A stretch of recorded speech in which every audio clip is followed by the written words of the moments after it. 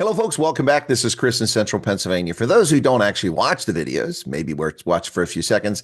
No, I'm not South African. I'm not a South African citizen. I don't own property in South Africa. I have never had ancestors come from South Africa, and I have no dog in the fight. I'm just a historian and political scientist and analyst who believes in the truth. Quick word to my American friends who might be tempted to believe what Donald Trump is saying about South Africa, my home country, where I happen to be right now. Let's talk about what's going on here. The true colors of a lot of South Africans are coming out. White leftists, self-loathing haters of South Africa, calling this a racial issue. It's not that at all. The media turning this into something it's not. There's a long list of distractionary disinformation that's coming out of South Africa, the legacy media, and rich white leftists. And it's epic at this stage. You know, they said that if you're taking flack, it just means that you're over the target.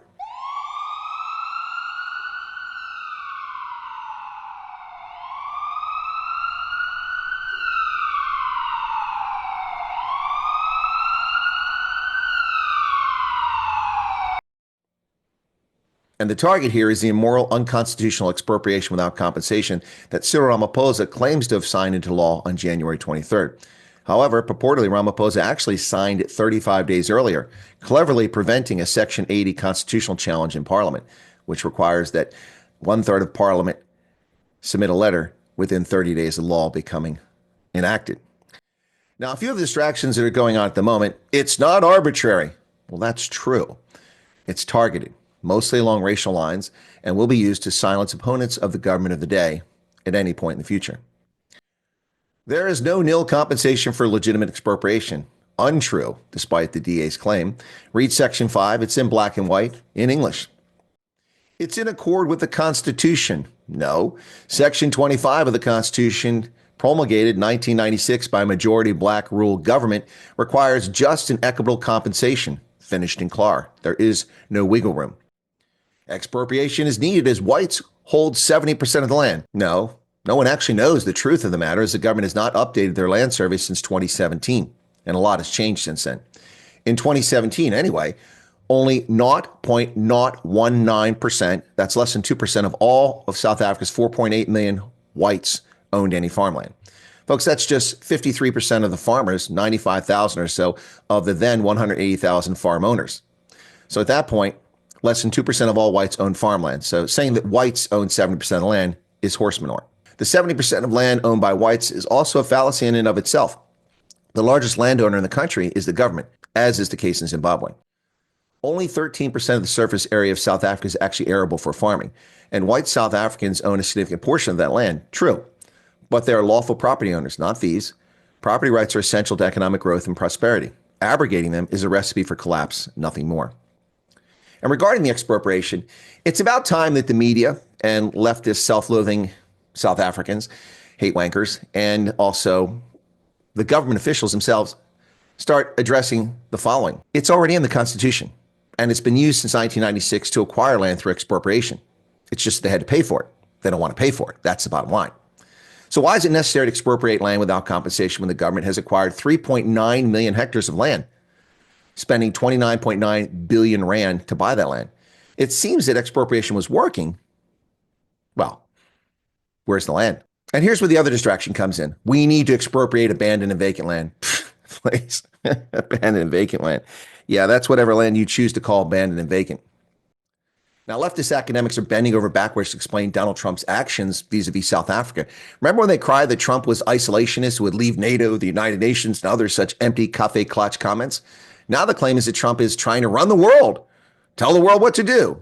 It is because Trump and the people around him are what are called unilateralists. They believe that America should run the world. They believe America should tell everybody what to do. And they also do not want certain meetings with Europeans, also Americans and Africans. You're dealing with some very hardwired attitudes here, says pro-Palestinian academic Stephen Friedman of South Africa. Hardwired attitudes? They seem very flexible given how different this approach is to his first term in office. Now, South Africa's Foreign Minister Ronnie Lamola has also weighed in with the leftist distractionary tactic of raising an issue not in the conversation. There is no arbitrary dispossession of land and private property. This law is similar to the eminent domain laws. Why did the DA and Ronnie Lamola throw in arbitrary into the conversation? To mislead and in an effort to distort what Trump said. It's not about arbitrary. It's about the unequal power equation in play here, where the state decides everything. It chooses what is in the public interest, whom to confiscate from, vice expropriation with just and adequate compensation.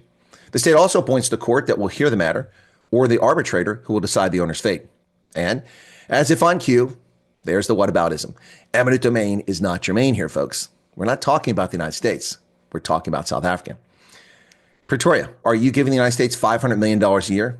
Are you giving the United States duty-free access to your market and sponsorship and international fora for loans and grants or U.S. national security interest? Did you pay for our COVID jabs? No, no, no. And once again, you do not, and you did not.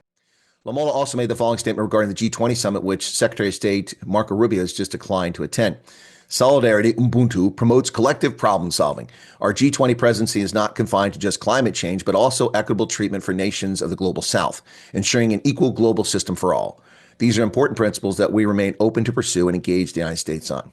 Well, the G20 is a foolish expansion of the previously useful and highly successful G7. By adding malcontents, ineffective economies, and authoritarian states like Brazil, Russia, China, and South Africa, the grouping has lost all sense of purpose and meaning.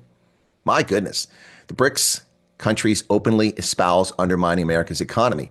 Yet some moron opened the tent to them in 1999. Brazil, Russia, China, South Africa, they're members of the bloated G20. At the same time, they form competing blocs to undermine G7 members. Talk about being stupid, letting the fox in the henhouse. Now, the G20 is not supposed to be a global South social justice gabfest. It's supposed to coordinate useful policies for economic growth and prosperity. Welfare is not a path to prosperity. It's a path to perpetual poverty, misery, and suffering. But that's what the global South wants: welfare, gifts, handouts, grants, gimme, gimme, gimme, gimme. Not growing their economies or opening their economies up to competition. In fact, they want to close them. So what do we see? Lots of shameful conduct, including this guy and his salty comments about Elon Musk. Him and Elon Musk are racist twats who have no fucking idea what they're talking about. While he's on vacation in South Africa, clearly this is a person of means. Look where he's at. Solar panels on the roof, hanging out, enjoying his holiday in South Africa, bitching about Elon Musk in America.